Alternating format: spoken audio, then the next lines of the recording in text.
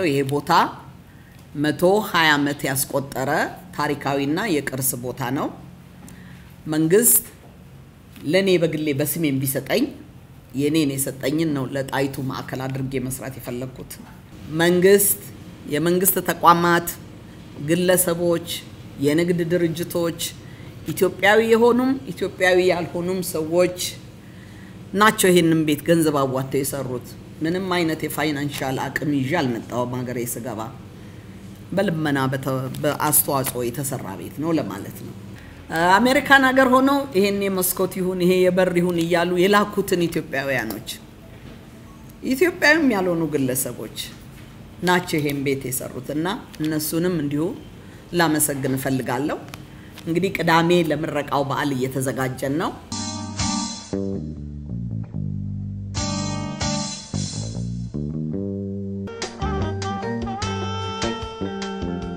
እንኳን ደህና መጣችሁ በማለት ነው መጀመር መፈልገው። እዚህ ጎን የምታዩት የቦርዳችን እኔ በሌለውበት ሰብስቦ ይሄንን ማዕከል እዚህ ያደረሰው አቶ ጌታቸው ቅጣው ይባላል።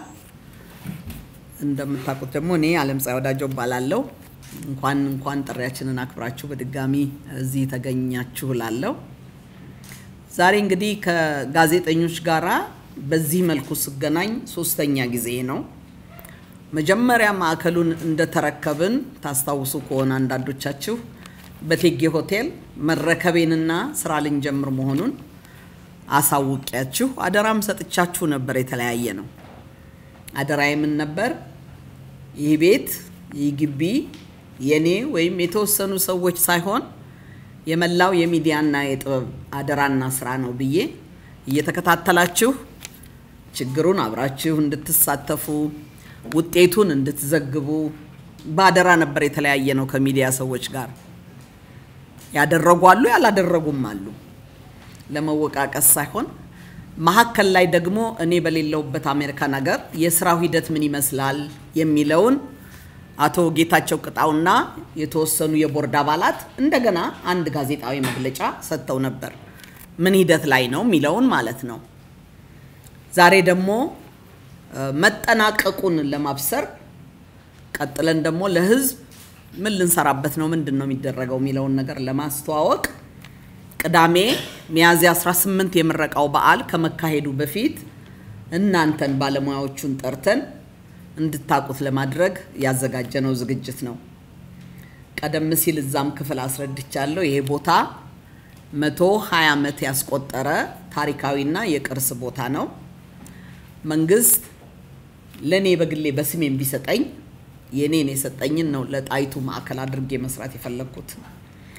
ለ24 ዓመታት በስደት ዓለም ጥበብን፣ ቋንቋን፣ ባህልን ሳስተምር ነው የቆየሁት ከሌሎች የሙያ ጓደኞቼ ጋር ከማሰለጥናቸው ወጣት የጥበብ ሰዎች ጋር በመሆን አገሬም ስደቴን ጨርሼ ስመለስ አንድ የእቴጌ ጣይቱን ሐውልት ማቆም፣ ሁለት የባህልና የትምህርት ማዕከል መመስረት ስለነበር ህልሜ በዛው መሰረት ነው ይሄን ቦታ ይኸው ላለፉት 4 ዓመታት እድሳቱ ተካሂዶ ራሱን ክብሩን ታሪካዊነቱን ቅርስነቱን በጠበቀ መልኩ ሰርተን ለህዝብ ያቀርብ ነው። ልክ የቦታው መሰጠት እንደሰማሁ ዜና አርኪቴክት ፋሲልን ነው ያገኘሁት። ተገናኝቼውም የጠየቅኩት እንዲህ አይነት ቦታ ተሰጥቶኛል እንዴት ትረዳኛለህ ስለው ራ አይመስለኝም እሱ ቦታ ሊሰጡሽ አይችሉም ብዙ ችግርና እክል የነበረበት ቦታ ነው ብሎ በኋላ ግን ሲያረጋግጥ በነፃ ሰራለው ጎንሽ ቆም ያለ እንደምታውቁት እንደሱ አይነት ታላቅ አርኪቴክት በነፃ ካልሆነ በስተቀር በገንዘብ የምችለውም አልነበረም። በነፃ ቀጥሎ ደግሞ ከሱ ስር ፍቅረ ስላሴ የሚባል አርኪቴክት መድቦልን ይሄ ቤት እያንዳንዷን ስራ የሚቆጣጠሩት እነሱ ነበሩ ማለት ነው። እደሳቱን ለጨረታ ስናቀርብ ኮንትራክተሩ ተስፋ ያዴሎ የሚባለው ደግሞ ጨረታውን ሲያስገባ ካሸነፍኩ አሸነፍኩ ካላሸነፍኩ ግን ለዓለምፀሐይ በነፃ ሰራለሁ ብሎ የመጣ ሰው ነበር። ለአጋጣሚ ያሸነፈ ጨረታውን እንዲህ ውብ በሆነ መልኩ ሰራ። የሱ ረዳት አቶ ብስራትና ሌሎችም በጣም በጥንቃቄና ባማረ መልኩ ይሄንን ቤት ብዙ ጣውረዳል። ይሄን መናገር አልፈልግም ለምን ቅርስ ነው እቃዎች እንደፈለግን መቀያየር አንችልም እቃዎች እንደልብ ማግኘትም አንችልም በተለይ ወቅቱን የጠበቀ አንዳንድ ጊዜ የመሬቱ ጥድ መስታወቶቹ የመስታወት መዝጊያው አብዛኛው ታሪካዊ ነገር መሆኑ ነው አዲስ ቤት መስራት ይቀላል ቅርስ መጠገን በጣም ከባድ ነው ግን ያን ሁሉ አልፈን እዚህ ደርሰናል በዚህ አጋጣሚ ካቶ ፋሲል ካቶ ፍቅረ ስላሴ ካቶ ተስፋዬ አዴሎና ከብስራት ቀጥሎ የቦርድ አባላት ነበር ያቋቋምኩት የቦርድ አባላቱንም ቀደም ያሳይቻቸዋለሁ አቶ ጌታቸው ቅጣውን ጨምሮ ዶክተር ዳንኤል በቀለ የሰባዊ መብቶች የነበረው ነው ታቁታላችሁ ፕሮፌሰር ባህሩ ዘውዴ ደግሞ ያው ታሪካዊው ሂስቶሪያኑ ነው ታቁታላችሁ አዜብ ወርቁም የሚዲያ ሰውናት ተዋናይናት የጽሁፍ ሰውናት ታቋታላችሁ ይታገሱ ጌትነት ዛሬ የሳይንሱን አካዳሚ የሚመራው ልጅ ህፃናት አምባ ያሳደኩት ልጄ ነው የስነ ጽሁፍ ሰው ነው ታቁታላችሁ እነዚህና እነዚህን የመሳሰሉ የቦርድ አባላትን ሰብስቤ እነሱ ላይ ነው ጥየው ሄጄ የነበረው ብዙ ስራ ሰርተው ተከታትለው የጠበቁኝም እነሱ በመሆናቸው ላመሰግናቸው ፈልጋለሁ ከዛ ሌላ የመጀመሪያውን ፈንድሬዚንግ ገንዘብ ሰብስቤ ህዝብ ስለምን ቀጥየም ደግሞ አሜሪካን ሀገር በስደት ባለሁበት ሰዓት ከዛም በኋላ በተከታታይ የገንዘቡን ልመና የውቀት ልመና የድጋፍ ልመና ባደረጉብኝ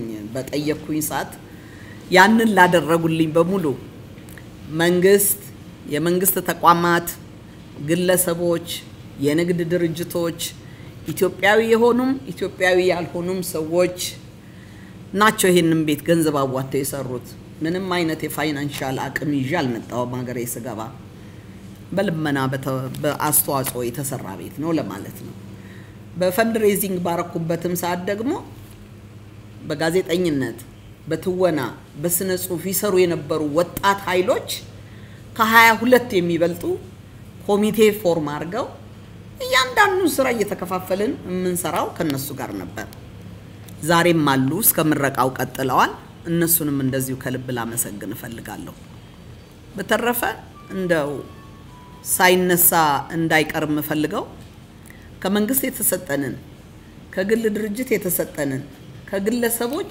ከጡረታ ፍራንክ እስከ 2.5 ሚሊዮን እስከሚደርስ የሰጡንን ግለሰቦች ቤተሰቦቼን እያንዳንዱ የሙያ አድናቂን ወዳጆቼን አሜሪካን ሀገር ሆነው ይሄን የመስኮት ይሁን ይሄ የበር ይሁን ይያሉ የላኩትን ኢትዮጵያውያኖች ኢትዮጵያውያንም ያልሆኑ ግለሰቦች ናቸው ይሄን ቤት የሰሩትና እነሱንም እንዲሁ ላመሰግን ፈልጋለሁ እንግዲህ ቅዳሜ ለምረቃው በዓል እየተዘጋጀን ነው